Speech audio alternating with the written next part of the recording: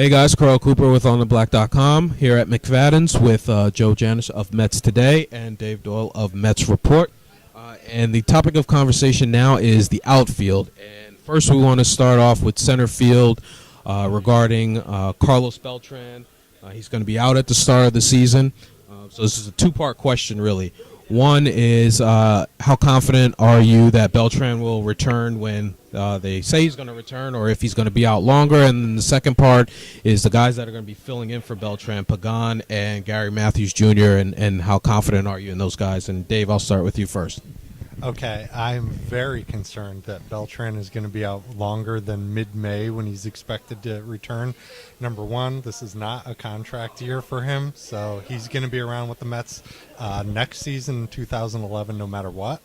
And number two, the Mets accusing him of having an unnecessary surgery. When he had this, I'm sure it has to make him feel pretty poorly about the organization. So I don't know why he would be in a big hurry to get back. He's probably going to plan on coming back on his own time. And what about the guys that are going to be filling in for him, Pagan and Gary Matthews Jr.? I actually like that for a backup situation. I can't think of a team that would have much better of a backup situation in center field than that. So I'm very comfortable with that. Joe? I'm very concerned about this entire Beltran situation as far as the information that we've received. I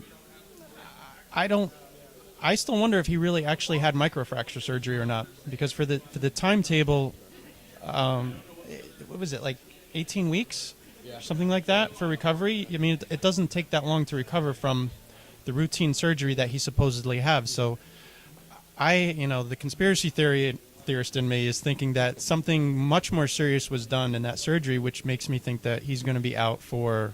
I'm planning on not seeing Beltran this year. Is basically that's, but based on what we saw last year with J.J. Putz and all these other players and the information that we got and what really happened and was really the story, I'm sorry, I can't trust the information that we're getting. So I'm planning on not seeing Beltran for the rest of the year, and I guess we're going to see what happens with Pagan and Gary Matthews Jr. I mean, if Pagan can do what he did last year in his little 2-month stretch, the Mets will be fine. I mean, it's not Carlos Beltran, but he's able, just probably not a championship center fielder. Now let's turn our attention to the corner outfield spots. First, Jeff Francoeur. I did a blog post probably about a month ago and said, especially with Beltran kind of being out in the start of the season here, it was important for Francoeur to have a pretty good year in order to lengthen the Mets lineup. And just want to get your guys' thoughts on Francoeur and what you expect from him, and do you think he can return to the type of player he was earlier on in his career with Atlanta? Joe, I'll start with you first. I'm going to have no expectations for Francoeur, other than the fact that I'm going to enjoy watching him play. He seems to be the type of guy like a Jose Reyes who really enjoys playing baseball. He plays it really hard. He seems to play the game right. I mean, he doesn't take a lot of pitches. He strikes out a lot. But other than that, I'm going to look at him as like my entertainment factor. I'm not going to be looking at him and say, oh, is he going to hit 30 home runs? Is he going to bat 300? I'm just going to try and just enjoy watching him play and take it from there. And then whatever he does, he does. Dave? That's a good way to look at it. That I think Francoeur is a guy who's probably going to come back a little bit towards the Atlanta numbers that we saw at the end of his career there, rather than what we saw in 75 games or so with the Mets last year. He's a free swinger. Pitchers have caught up to what he's doing. He's going to strike out a lot. But, he seems like a good guy. He's got a good arm, covers good ground in right field. So I think you just stick with him until you find a way to make an upgrade at right field. And let's talk about left field. Probably the biggest acquisition for the Mets this offseason, Jason Bay. A lot of talk since he's signed with the Mets about his power numbers and can he put up the same numbers he did when he was at Fenway. And just your thoughts on Jason Bay and what you expect from him this year.